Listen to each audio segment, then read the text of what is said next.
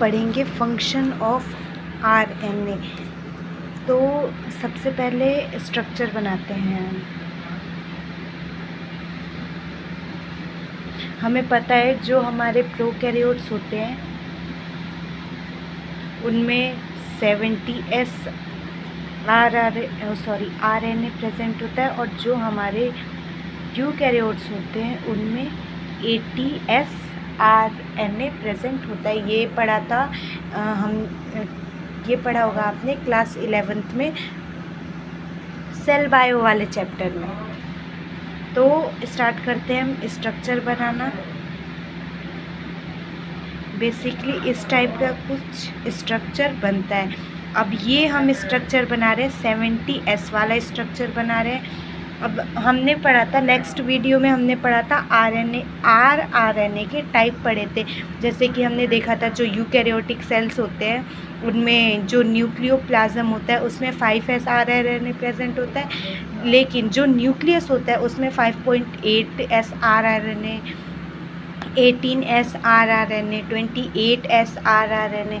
और हमें पता है कि मैक्सिमम सबसे ज़्यादा यूकैरियोटिक में आरएनए कहाँ प्रेजेंट होता है, तो वो होता है हमारा न्यूक्लियस में, सिर्फ न्यूक्लियोलस में।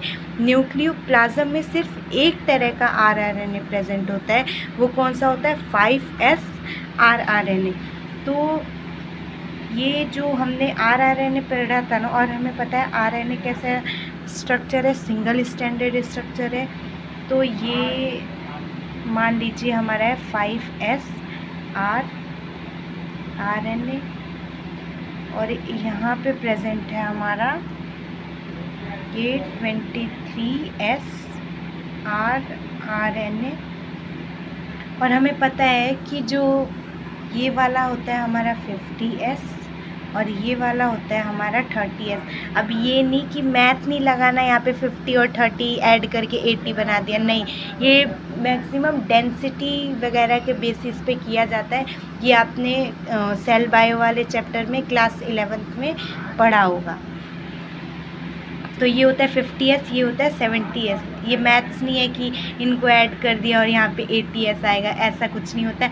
और हाँ, सबसे ज़्यादा जो इनको जोड़ने में इम्पोर्टेंट रोल होता है वो होता है हमारा मैग्नीशियम आयन का। ये बहुत ज़्यादा इम्पोर्टेंट है।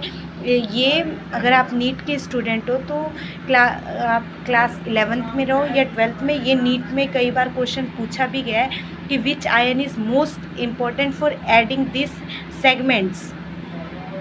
तो मैग्नीशियम आयन, अब इसमें मान लीजिए हमारे पास है एक 16S आरएनए। ये हमारा, ये मैंने बनाया प्रोकैरियोट्स का बनाया है। पहले हम प्रो का ही समझ लेते हैं। समझना क्या है, ये बेसिकली हमें याद करना पड़ेगा। जो हमारे प्रोकैरियोट्स होते हैं उनमें ये प्रेजेंट होते हैं 5S आरएनए, 23S आरएनए और 16S आरएनए। और मोस्ट मैंने पिछले वाले वीडियो में बताया था कि जो हमारे प्रोकैरियोट्स होते हैं उनमें ये सारे आरएनए कहाँ प्रेजेंट होते हैं, साइटोप्लाज्म में। जबकि जो हमारे यूकैरियोट सेल होते हैं उनमें प्रेजेंट होते हैं न्यूक्लियोलस में प्रेजेंट होते हैं। मैक्सिमम होता है न्यूक्लियोलस में, बट जो 5S आरएनए है वो न्यूक्लियोप्लाज्म में प्रेजेंट होता है। तो इनके फंक्शन देख लेते हैं हम। इनका फंक्शन क्या होता है, यहाँ पे मैंने लिखा ही है टॉपिक, सब टॉपिक लिख देते हैं। यहाँ पे कुछ जो आरएनए होते हैं, ये मैंने पिछले वाले वीडियो में बताया था कि जो आरएनए होता है, मतलब बेसिकली आरएनए मान लीजिए, मैंने आरएनए इन जनरल बताया था। RNA act as a catalyst. मैंने बताया था कि कुछ आरएनए ऐसे भी होते हैं जो कैटालिस्ट की तरह एक्ट करते हैं, एंजाइम।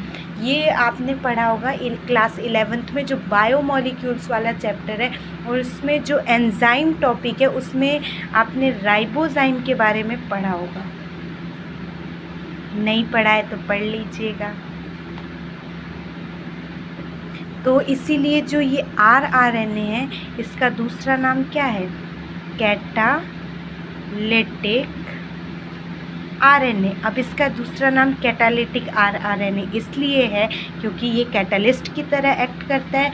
एग्जाम्पल इसका हम ले लेते हैं, तो जो 23S RNA है जो कि प्रेजेंट होता है 70S।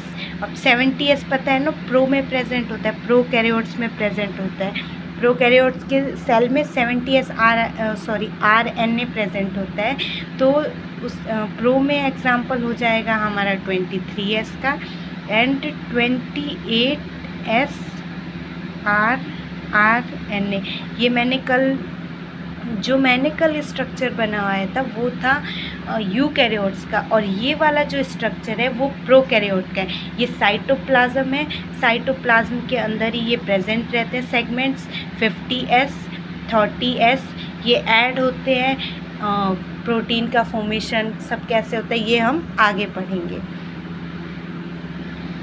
हाँ, तो 28S RNA ये आता है 80S, और 80S किस में प्रेजेंट होता है?